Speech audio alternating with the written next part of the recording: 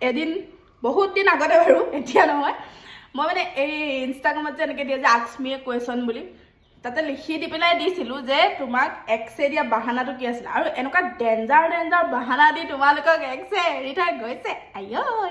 তাৰপাছত এটা ধুনীয়া এটা পালোঁ এইটো মই পঢ়ি শুনাই আছোঁ ৱেইট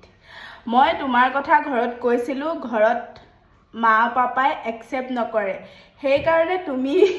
মোক বেয়া নাপাবা এই বুলি কৈ বেকআপ দিছিলে আৰু যেতিয়া ল'ৰাটোৱে তোমাক ক'ব বা ছোৱালীজনীয়ে তোমাক ক'ব ৰিলেশ্যনশ্বিপত থকাৰ পাছত যেতিয়া ল'ৰাটো বা ছোৱালীজনীয়ে তোমাক ক'ব যে তোমাক ঘৰত একচেপ্ট নকৰে কাৰণে আমি ৰিলেশ্যনশ্বিপটো কণ্টিনিউ কৰিব নোৱাৰিম তেতিয়াই তোমালোকে গম পাই যাবা যে সি বা তাই অলৰেডি বেলেগক একচেপ্ট কৰিছে